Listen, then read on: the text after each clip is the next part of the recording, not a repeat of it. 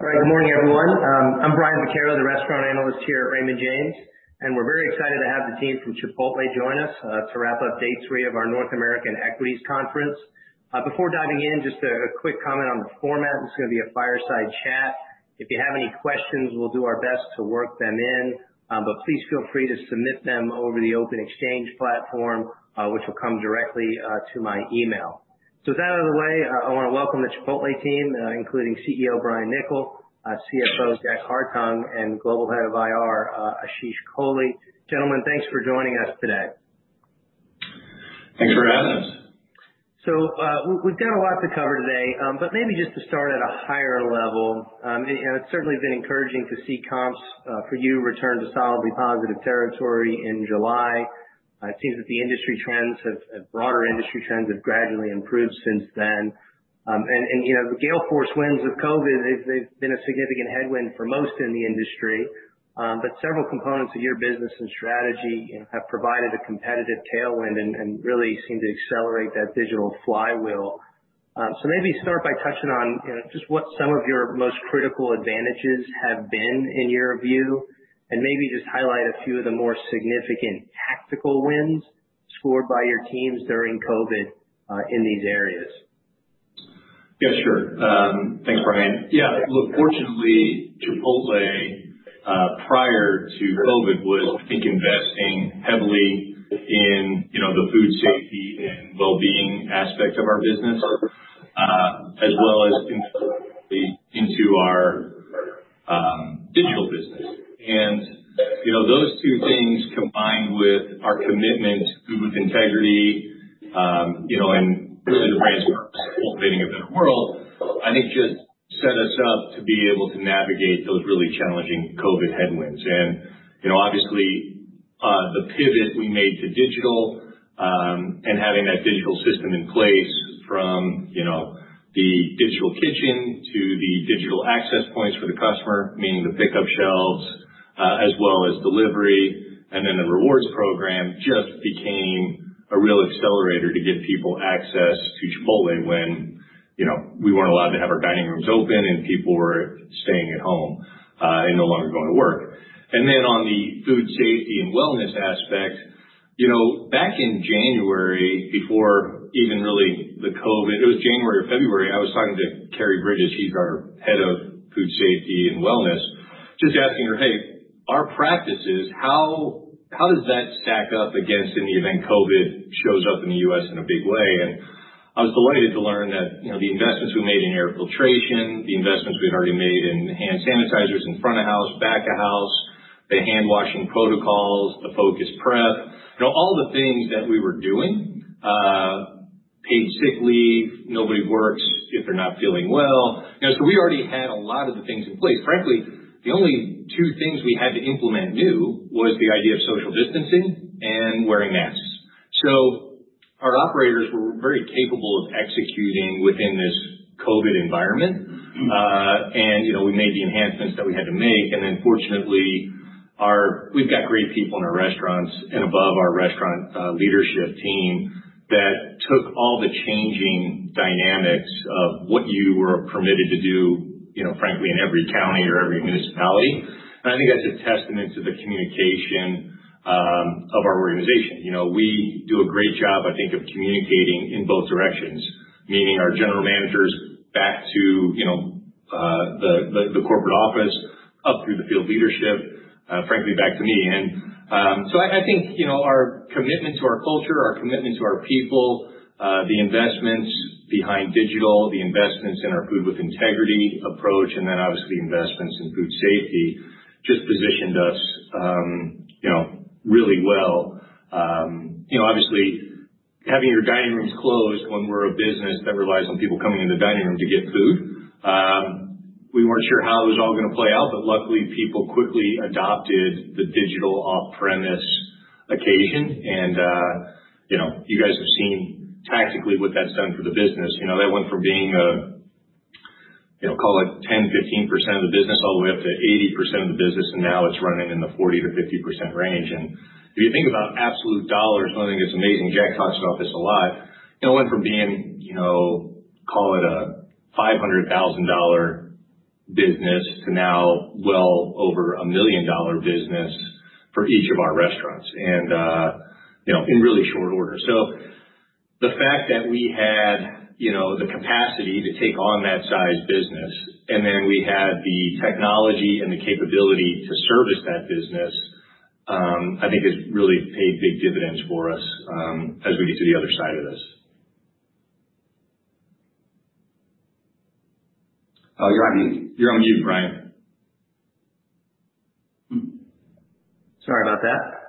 Still learning the Zoom world. Well, and on the drill down a little bit more on the digital mix.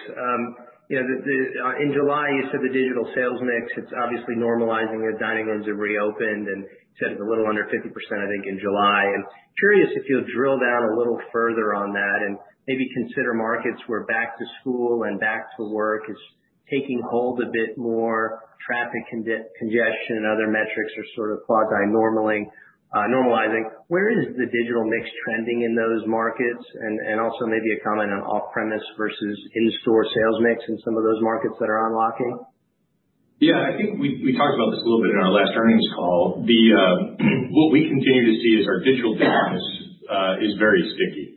So as regions around the country come back at different levels, the good news, we're seeing our digital business is staying at 70 to 80% of where it I would say peaked. Okay, even while dining rooms are coming back in some places, only 40% of the dining rooms back. In other places, we got 50-60% of the dining room business back. And I think that's going to be a slow walk back because, frankly, every county, every municipality is taking a very different approach. One of the things we're tracking every day is what restaurants are allowed to have dining on the patio, what restaurants are allowed to have dining in the restaurant, but only at 25% capacity, only 50% capacity. I don't think we have any dining rooms that are allowed to be open anything greater than 50% capacity. We still don't have a market where, we're allowed to operate our dining rooms at full capacity. So with that said, though, the good news is as we see the dining room business come back, we definitely see that the digital business are different occasions. And as a result, those digital sales are staying pretty sticky. And, I think the other indicator to that too is just the number of people now that are in our rewards program. We well over 15 million, closing in on, I think, like 16 million. And not surprising, I believe we'll probably be at 20 million here in the not too distant future. And, but I think that's an indicator of people not just visiting Chipotle one time, but saying, I want to be a part of the brand ongoing. And, as we've looked at the composition of those rewards customers, a lot of them are new users. And they've made the commitment to say, I want to be in a rewards program, which tells you they're planning on making more than one purchase. Yep. No, that makes sense. And I want to ask about some of the pricing that you're taking in testing and delivery channel. Our checks would suggest that you've been testing around a 7% menu price increase, give or take, versus your dine-in prices. And I'm curious if you're seeing any resistance. Is it shifting mix to mobile order pickup? And have you settled on 7% as the right number, or are you still testing, or really any other learnings that are worth highlighting at this point? Yeah, so I like to remind people just the history of our delivery business. Before COVID, we had, I think it was $3 delivery fees. $3. Yeah, $3 delivery fees. And then obviously, when you look into the marketplace, there's a service fee that gets charged, and then you have the menu price. So you have these three components, right? Menu price, service fee, delivery fee. And historically, we have not done anything on our menu price, and we were just experimenting with the delivery fee and the service fee, and then order minimums. And then COVID hit, and obviously we took the delivery fee down to $1, and then ultimately I think free, and then we came back to $1.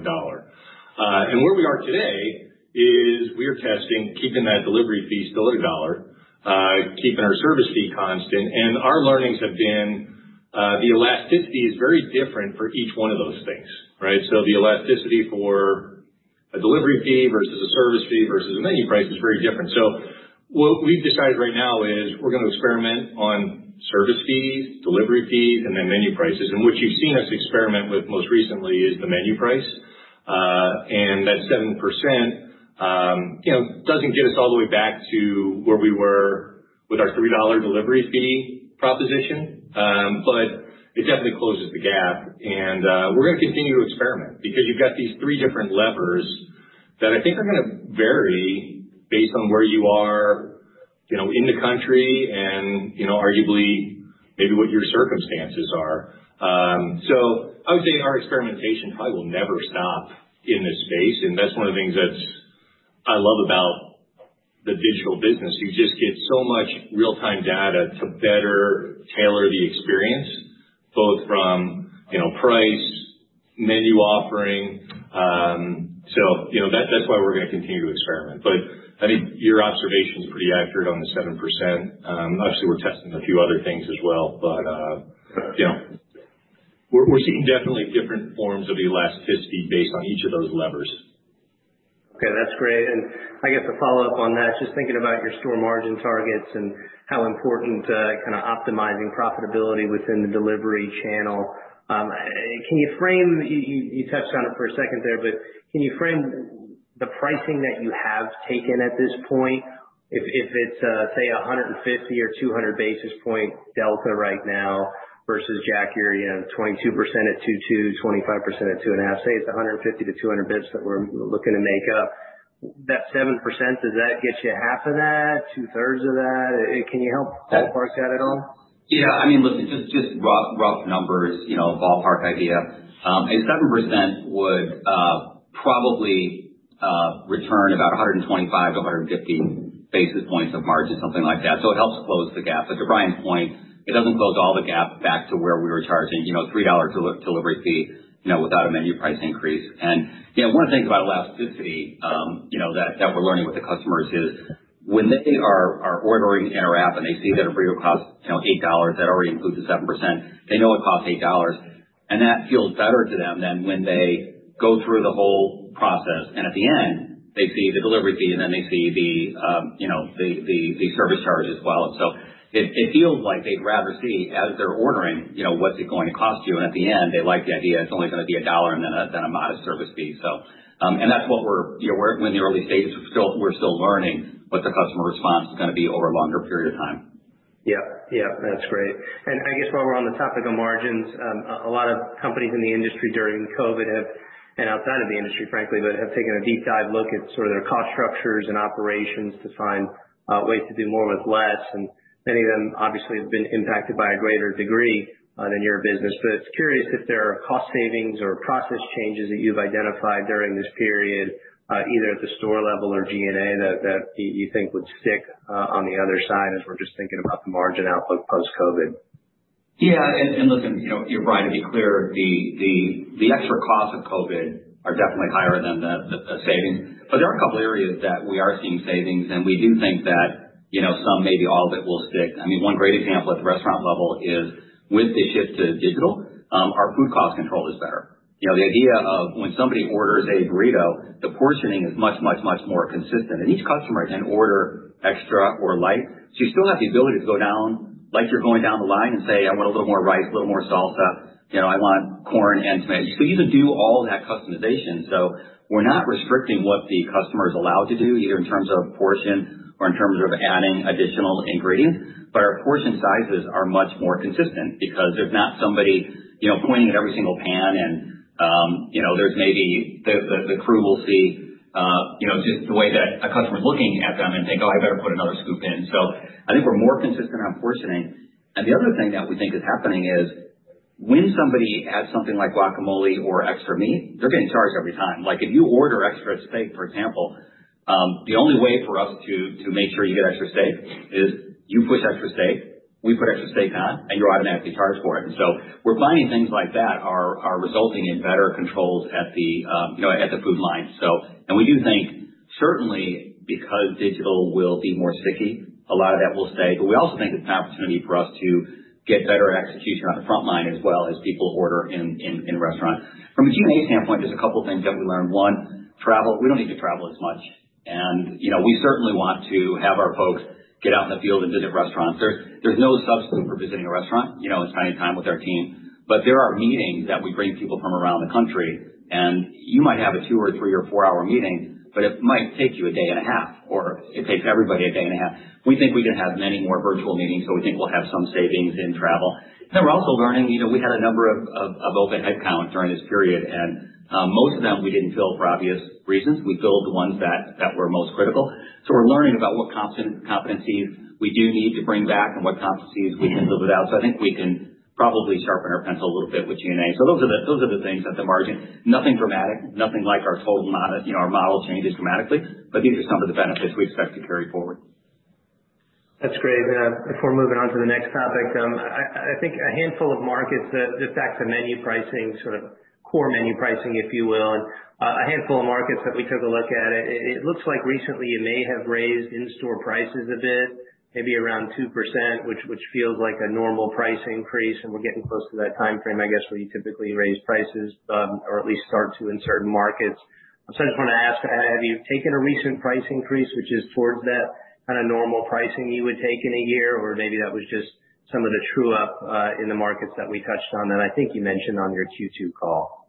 Yeah, I think it must have been the true up, Brian. We didn't have any kind of broad-based menu price increase. We had a couple minimum wage markets that we had some slight adjustments, but a very small number of restaurants, nothing broad-based. Okay, great. I guess shifting gears a little bit, if we could, to the marketing side of the business. And during COVID, you've obviously leaned into digital and social channels. You invested in free delivery, and you're seeing some huge signups and really starting to leverage that loyalty program. And I guess the question I had is on the gains that you've seen in terms of brand awareness and just breadth of appeal during COVID. And can you talk about how you're tracking and how many new customers you think you've introduced to the brand, but also some, any color on new occasions, how you're thinking about new occasions that may have been created, if you will, during COVID that you think can sustain in a post-COVID world? Maybe just help frame or quantify those two dynamics. Yeah, sure. So, look, I think the best indicator is just the rewards program gains. Where were we at the end of? I think we were like 8 million. Well, that's what I thought the number was. We were around 8 million at the end of 2019. Fast forward, what is this, 9 months later, and we're now at, 16 million, right? And it's just like, that acceleration happened from, March, until, now. We were continuing to have growth in January and February. As you guys saw our results in January and February, we had double-digit comps with great transaction. But it just all accelerated from a digital standpoint. And what we are really optimistic about is the number of people in there that are new users. It's a really meaningful cohort. And what we have continued to see is the utilization of our analytics is we see that cohort, not only new users, but call it medium users, be impacted on their frequency of using the business or using Chipotle. One of the obvious places we're seeing is more dinner business, more group occasion dinner business. So think about what are those new occasions that we're seeing. It's logical that you would see the new dinner, group occasion, dinner solutions. And, we track this stuff. And the thing that I love to see is like the awareness that Chipotle has an app, Chipotle does delivery, that Chipotle is a good solution for a, group meal. All those things have gone way up from an awareness standpoint. And then we're also seeing people actually using the brand in those areas that they're saying now I'm aware of, continuing to go up. And I think we've been pretty purposeful. We've run advertising that shows the customization that you can have in the app, like Jack just mentioned. We want people to feel like there is no trade-off between being in line or online when it comes to Chipotle, right? Zero trade-off. So we've had to do some education. And the number of people, now this is man on the street stuff, where they're like, man, I used your app for the first time. It was so easy.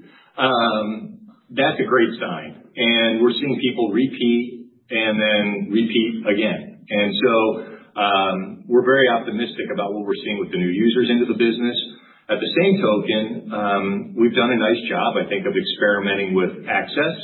And so Chipotle is, probably the most visible example of that, where we gave a new occasion to people where you can get Chipotle's food without getting out of your car. And, we've got 100 of those now, or more than 100. And, the feedback on that has been, just how convenient and fast Chipotle is, which initially when we were playing around with this, I'm like, boy, do you think it's really that much faster than just parking, going into a restaurant, grabbing it off the shelf and go? And the answer is yes. It's perceived as a huge convenience benefit. So obviously, as that becomes a bigger piece of our business, that occasion will continue to be an incremental occasion for us, which today, is contained to about 100 restaurants. So, and then we're going to continue to do things from, a menu and beverage standpoint, and then continue to use the database to market to people to make them realize, Chipotle is a great occasion on the weekends if you're a weekday customer, and vice versa. So we've seen a lot of good things. Yeah, that's great. And I guess circling back to the loyalty program, some disclosures in your filings and some rough math around that would suggest that maybe 25, if not 30% of your sales in Q2 or recent months are flowing through that loyalty program. Can you kind of confirm that that's in the ballpark? But maybe more importantly, speak to how you're leveraging incentives to impact behavior of that loyalty user base. And I'm sure it's still early days, but where are you on that journey? It's early days, but so what we actually call the kind of the marketing programs, we call them journeys. And so we're setting up all these different cohorts on journeys, and we're testing different journeys. And some of the journeys are, look, you've never tried delivery, or you've never tried a beverage, or we've noticed that you only seem to come in on Wednesday lunch.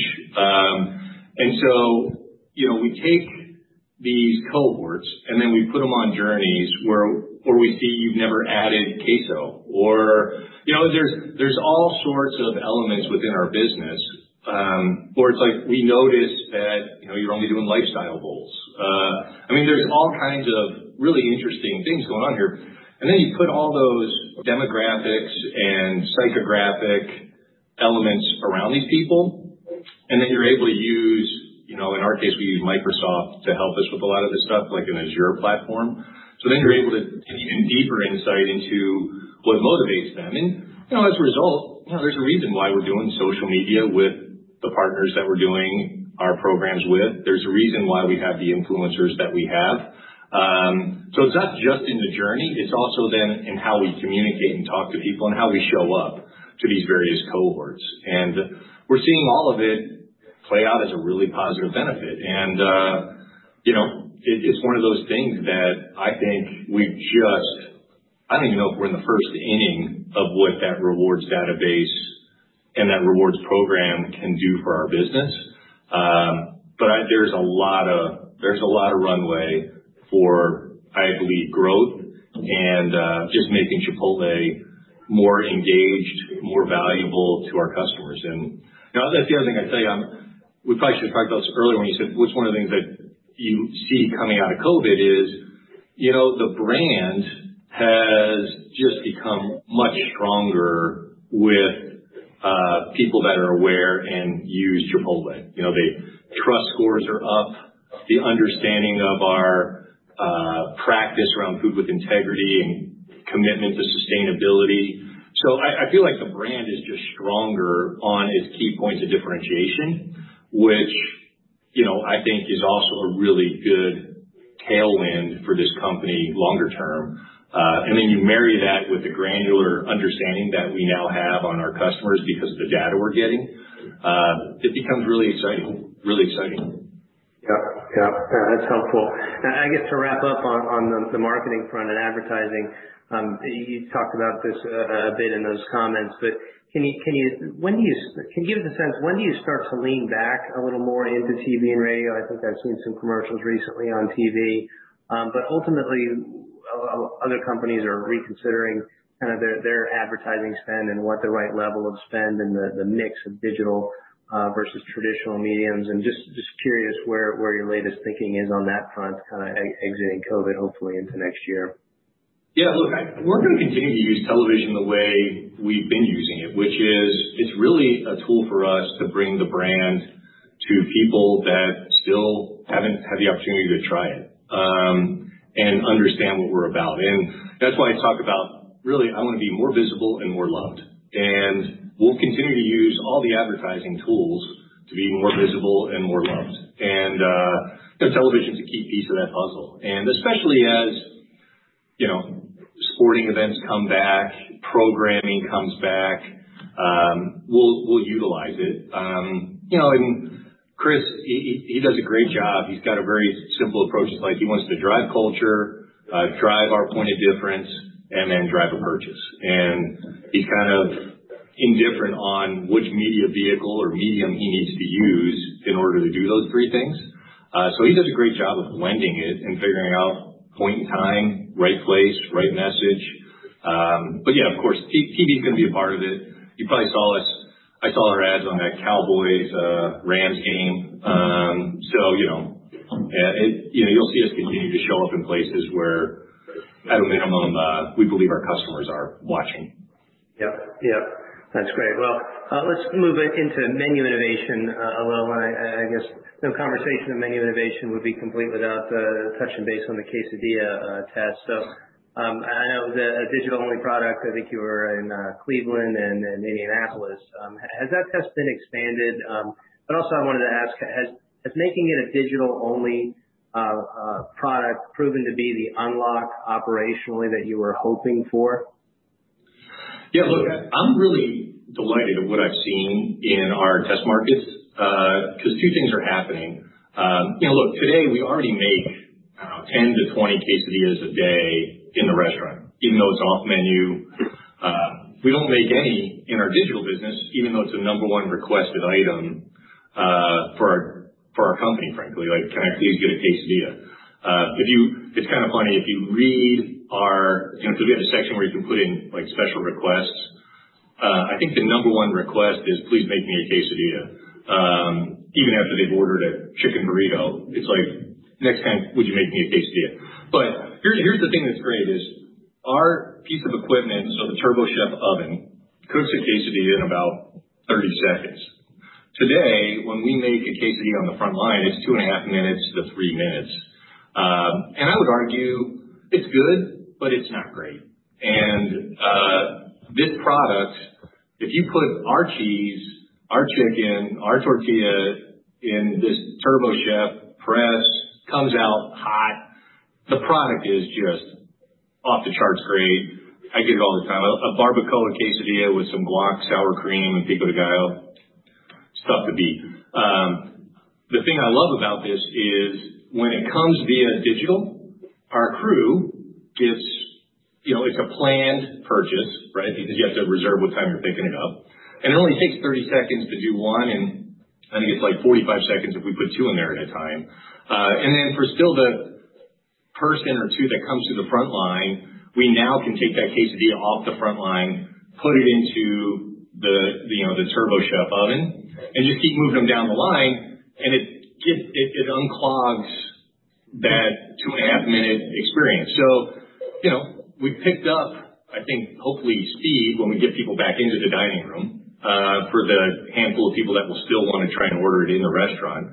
We're going to try like tech to get everybody to only order them digitally, but I know there's going to be some customers that will still walk in and ask for it. And the good news is we've got a compensating process for those few that occur, and it's much faster than the current process. And I also think to your point earlier, it's like we got all these new users, all these 16 million people in our rewards database, which Chris reminds me all the time. I think 16 million people is a bigger audience than what you get from Monday Night Football. So it's like we now have an audience and scale where I think we can support doing digital-only initiatives like a quesadilla. And then also, I think it's an enabler for our in-restaurant experience as well. So we're feeling pretty good about the test. We haven't expanded it yet. We're still working out a few wrinkles, but for the most part, it's performed the way we hoped it would perform. Okay, great. And I also wanted to ask about carne asada, obviously a very popular item when it was available. Where are you on identifying additional supply, and when might that be brought back, maybe as a permanent item? Yeah, so Carlos and the guys are doing a great job of working through creating a supply chain to support it permanently. The reality is just the way cattle is raised, it takes a longer time to create a supply chain to support the demand that we would have for carne asada with our commitment to the animal welfare practices as well as the food practices we want. So we're still probably, a couple years away from being able to make it permanent. The good news is there's definitely enough supply chain out there to still bring it in and out while we work towards getting to a supply to support a permanent solution. And that's how we're going to use it. While we figure out how we get the supply chain built for a permanent item, you'll see us use it on an in and out basis. Customers love it. Our team members love it. So we'll bring it back when it makes sense. So and right now we're pretty optimistic about how we'll perform when we bring it back on those kind of in and out basis. Mm-hmm. All right, that's great. Well, in the few minutes that we have left, I wanted to just touch base on unit growth and Chipotle's. But broadly thinking about the pace of unit growth. Obviously, an ironclad debt-free balance sheet, you're gushing free cash flow, with nearly $1 billion of cash in your balance sheet. There's probably new real estate opportunities. Brian, you're making Jack blush. Gushing. I've never heard the word gushing. I mean, all these I love it. relatives for Jack. I love it. Yeah. Exactly. And it seems like, all that said, it seems like it's a ripe environment to accelerate unit growth. And can you kind of help us with the upper bound of what you'd be comfortable opening in a year? And are there any internal constraints or limitations? And how quickly can you ramp to that pace? Yeah, listen, it's a great point that in this environment, early on in this, even when our sales were down 30-35% back in April, because of our balance sheet, we felt like we were on our front foot on this. Of course, we were looking at, for the first time, since we're a public company, looking at things like cash burn and things like that. But we had enough of a balance sheet that we knew that we could continue to grow while others were pausing. So our team has been busy at work to build the pipeline. The pipeline building is going very well, better than it would have if there wasn't COVID. You hate to say that COVID, that there's a silver lining to it, but there are things that you can take advantage of while we're navigating through this challenge. So I do think, Brian, there's going to be upward, movement in the number of openings. Too early to say the number. I can tell you, historically, our high water mark was in the mid 200s, 240 something opening. I could see over, call it a couple year period, we certainly can get back to that. The governor would be less about real estate and more about our people. Now, having said that, I think Scott and the team have done a great job of building a pipeline of great crew and then hourly managers, such that we feel better today about having managers coming up through the ranks. And we typically promote about 80% of our managers from within, and that's really our best managers come from within that know the system and have grown up in the system. So we feel good about the pipeline building part, and we feel good about the people pipeline building part building up as well. So you'll definitely see more openings going forward in the future. Too early to put a number on it, but landlords are excited to have Chipotle. They're excited to honor our request to put a Chipotle, more than they were, call it a year ago. And so we feel really good about all the aspects of our development pipeline.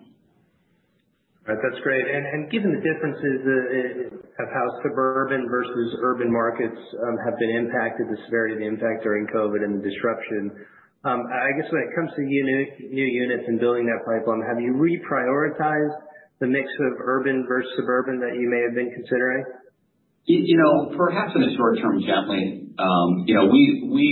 The majority of our openings have always been either suburban or on the edges, like in neighborhoods of urban locations. Sure, we've got dozens of restaurants in Manhattan and Chicago and a few in San Francisco, but the lion's share of our openings every year has been more suburban. So I would say gently, we're a little bit more cautious, like looking in Manhattan. But having said that, we just finished a couple weeks ago our market planning, and we do have a couple sites in Manhattan, notwithstanding the challenges that they've gone through. We know that these challenges that the cities are going through are more temporary, and it might take multiple years. So it's not going to stop us from looking, but we're not going to we might gently just walk by a site and let things play out a little bit. But the lion's share of our openings have always been outside the urban areas anyways, but it really hasn't been much of a shift.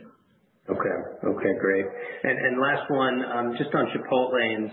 Jack, can you frame the unit economics on a Chipotlane? I know they vary, but I think the AUVs, you said volumes are 20, if not 30% above sort of a non-Chipotle unit. But maybe just frame the AUVs, your store margin expectations, and then the cash investment maybe versus a normal unit. Yeah, sure. Just to clarify, we did talk about opening during COVID. Chipotlanes have been 30% ahead, and I think that's a testament to the fact that customers feel comfortable right out of the box experience a Chipotlane, even when they were hesitant to go near a restaurant. So delivery obviously was a big deal back in April, but as we opened up Chipotlane, instantly customers felt like this is the ultimate touchless experience. Don't even have to get out of our car. So that was a 30% gap between our non-Chipotlane restaurants. I would say if you look at the 100 plus restaurants that we've got Chipotlane, and if you look at the ones that have been open for a longer period of time, that we can study them and see what the patterns are pre and post COVID, they open up or they end up doing about 10 to 15% higher volume, which is significant. That's a $200,000 to $300,000 delta. That's very high margin pass through. The ones that are comping at a higher level than non-Chipotlanes. Okay, so they start out hotter. They comp at a higher level, so they accelerate. The margins are higher, in these restaurants, mainly because the digital is higher. So if our average restaurant is at 50% digital, an average Chipotlane is about 60%, and roughly 2/3 of that 60% is order ahead and pickup, which is our highest margin transaction. And so the margins are higher, and then obviously the return is higher as well. The delta on the investment is about $75,000.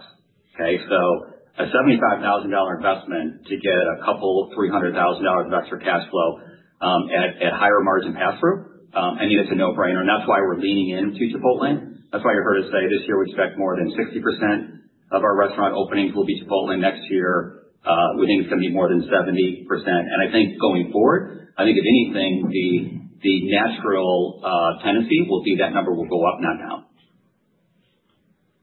Right. Well, that's great color on that. And unfortunately, we are right at the cutoff mark here at noon. So I want to thank you so much for joining us, and hope everyone has a safe rest of the week. Thank you.